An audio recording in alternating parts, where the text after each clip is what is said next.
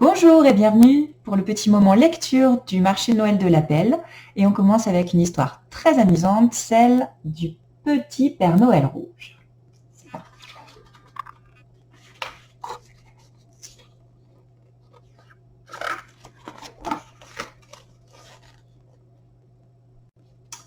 Ce matin, comme chaque matin dans la forêt des contes, le grand méchant loup s'ennuie.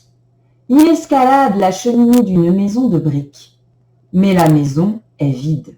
Les 3 petits cochons qui l'habitaient sont partis, il y a bien longtemps, construire des gratte-ciel sur toute la planète.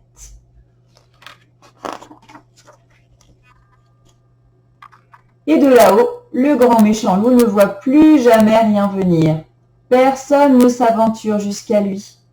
Pourtant, le vieux loup n'est plus vraiment grand, plus vraiment méchant. Ses yeux voient flou, ses dents sont usées et ses narines complètement bouchées. Mais il aime toujours autant s'amuser à effrayer les gens. Quand soudain, par toutes les queues en tire-bouchon, qui se promène dans la forêt? On dirait bien le petit chaperon rouge.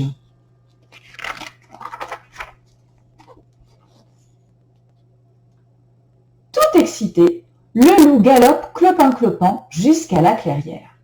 Là, un gros bonhomme rouge cueille un beau bouquet de houx.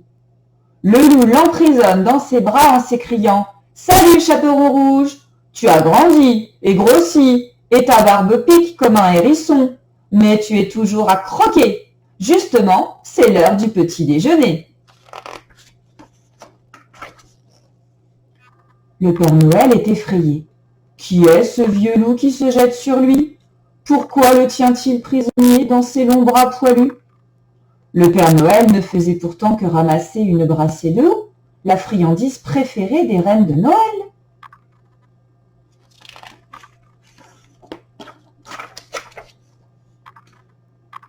L'animal approche ses crocs jaunis et lui plaque sur la joue 2 gros bisous mouillés.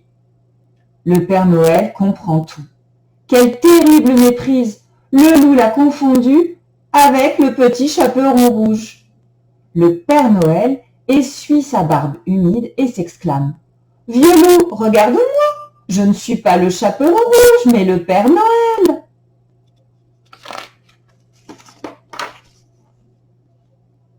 Mais le loup voit si mal qu'il refuse de le croire. Il marmonne « Si tu es le Père Noël, alors moi, je suis Blanche-Neige. »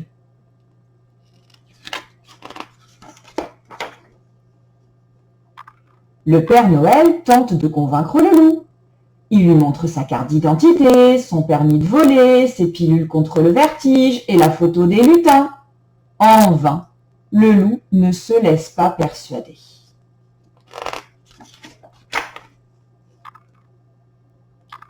Tu es vêtu de rouge, de la tête aux pieds. Tu portes un panier sur le dos, tu cueilles des petites choses rouges. Tous les indices sont réunis, tu es le petit chaperon rouge, un point c'est tout. Le Père Noël est inquiet. Le loup le laissera-t-il repartir? La tournée de Noël est loin d'être finie. Il reste des milliers de cadeaux à distribuer et tant de cheminées à escalader. Alors, le Père Noël propose au loup. Je sais qui va pouvoir nous aider. Allons donc voir la grand-mère, comme au bon vieux temps des contes de fées. Ce matin, comme tous les matins, la grand-mère est assise devant sa fenêtre. Elle s'ennuie en tricotant. Cela fait bien longtemps qu'elle n'a plus de visite. Ni petit chaperon rouge, ni bûcheron, ni chasseur. Pas même un prince charmant qui se serait trompé d'histoire. Alors, elle reste là, assise dans son fauteuil usé, et les écharpes qu'elle tricote s'empilent, inutiles jusqu'au grenier. Mais ce matin-là,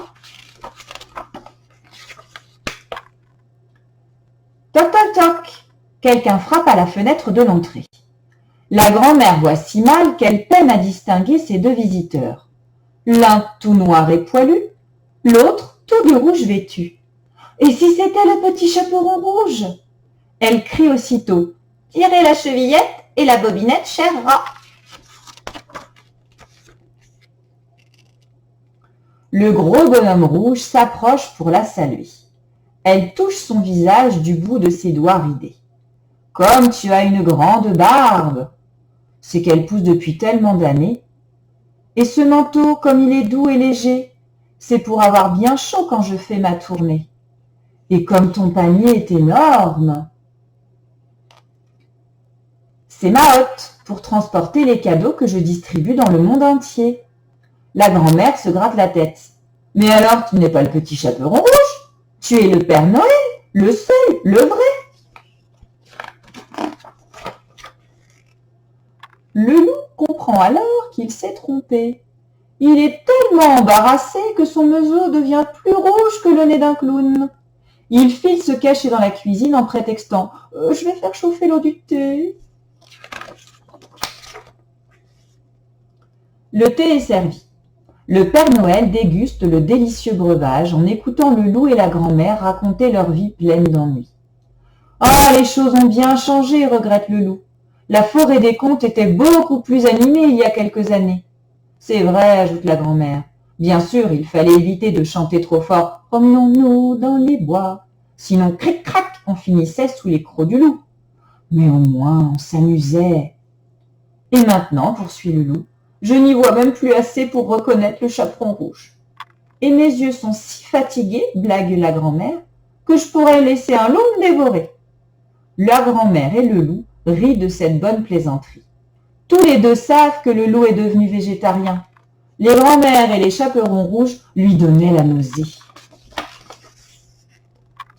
Alors, le Père Noël se lève de sa chaise. « Merci pour le thé, je ne dois plus tarder pour achever ma tournée. » Il sort dans le froid et regagne son traîneau. « Hudia !» Mais au lieu de décoller direction la Voie lactée, les rennes tirent l'attelage jusqu'à la maison de la grand-mère. Quand le Père Noël repasse la porte, la grand-mère et le loup le dévisagent étonnés. Le Père Noël sort de sa hotte des lunettes de grand-mère, des lunettes de loup, une pile de jeux de société et toute une bibliothèque. Il pose tous ses cadeaux devant la cheminée et s'exclame « Voilà ce qu'il vous faut pour ne plus jamais vous ennuyer. Joyeux Noël, les amis !»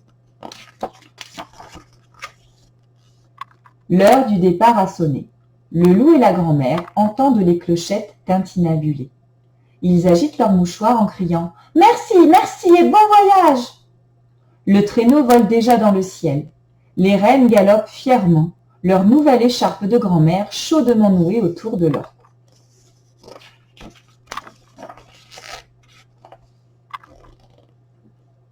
Ce soir de Noël, comme désormais chaque soir dans la forêt des contes, la grand-mère se retourne vers le vieux loup. « Rentrons nous amuser. Quelle belle soirée nous allons passer !»